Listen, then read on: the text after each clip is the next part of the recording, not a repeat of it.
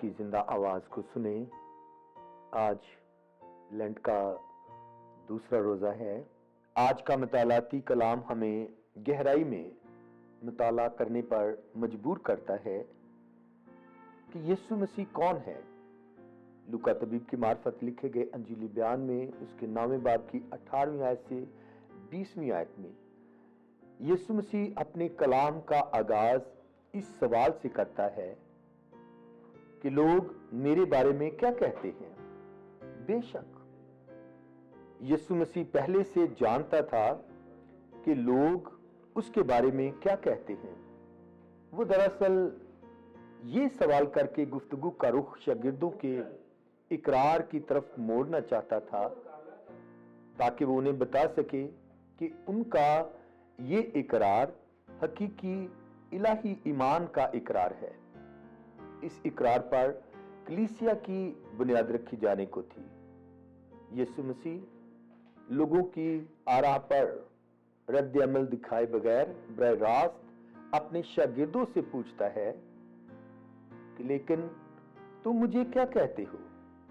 یہ لمحہ یسوع مسیح کی زمینی زندگی اور شاگردوں کی زندگی کا اہم لمحہ بننے والا تھا، جس میں شخصی ایمان کی حقیقت کو اجاگر کیا جانا تھا۔ ہمیشہ کی طرح پترس رسول اپنے ساتھیوں کی ترجمانی کرتے ہوئے کہتا ہے کہ تو خدا کا بیٹا مسیح ہے۔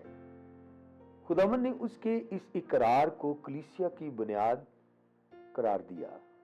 اس نے یہ بھی بتایا کہ یہ ایمان اس کا شاگرد ہونے کی بنیادی شرط ہے۔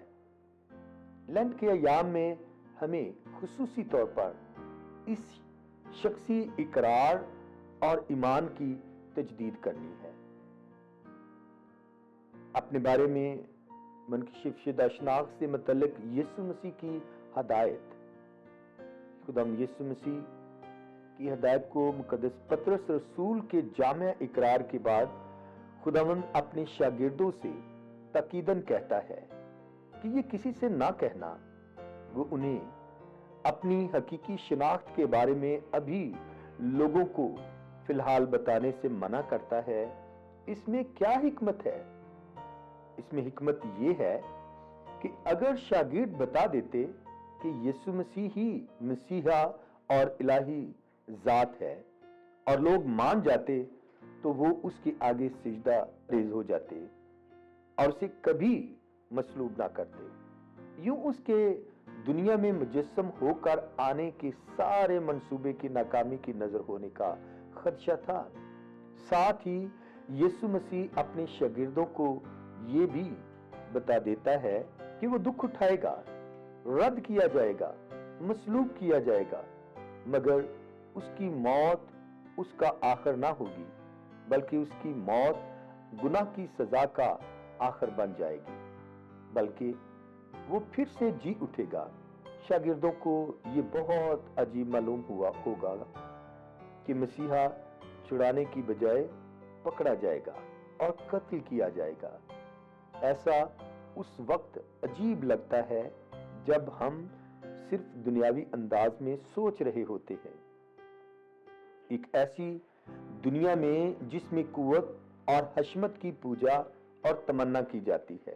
یسوع مسیح موعود مسیحا کی سچائی بیان کرتے ہوئے بتاتا ہے کہ وہ خود کو قربان کر کے فتح مند ہوگا۔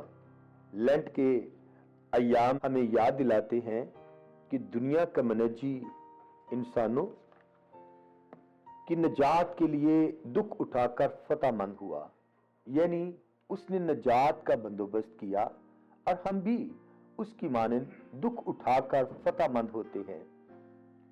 یسوع مسیح کس پر فتح مند ہوا؟ وہ ابلیس کی اس چال پر فتح مند ہوا کہ انسان ہمیشہ کی زندگی پانے کی بجائے ہلاک ہو۔ بنی نوع انسان کے گناہوں کے کفارے کے لیے جان دے کر مسیح نے ابلیس کا سر کچل ڈالا۔ دماغ سر میں ہوتا ہے۔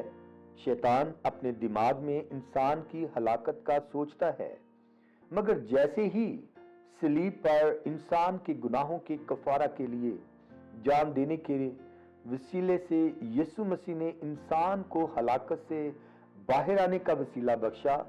शैतान का दिमाग अब इंसान की हलाकत के लिए चाल चलने से कासर हो गया है। अब इसकी कोई चाल कारागर नहीं होगी। उसका सर कुचला जा चुका है। हमें अपनी सलीब उठानी है।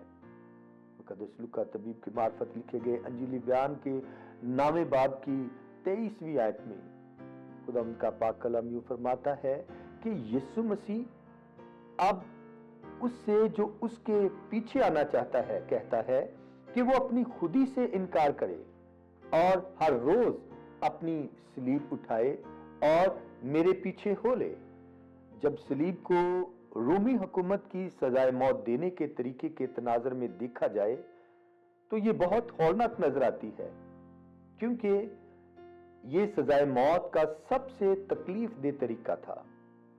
सलीब उठाने का मतलब है अपनी खुदी को बालाए ताक रखना, अपनी ख्वाहिशात और अपने आराम की कुर्बानी देना और मसीह की खातिर सख्तियां झेलने पर राजी रहना।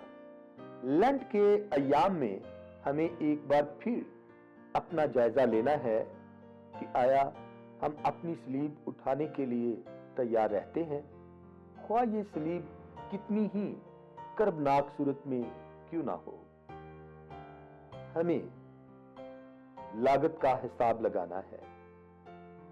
मुकद्दस लूका तबीब की मार्फत लिखे गए अंजीली बयान के 9वें बाब की 24वीं और 26वीं आयत में यीशु मसीह बताता है कि अब्दी इकदार के सामने दुनियावी नफा और नुकसान की कोई अहमियत नहीं।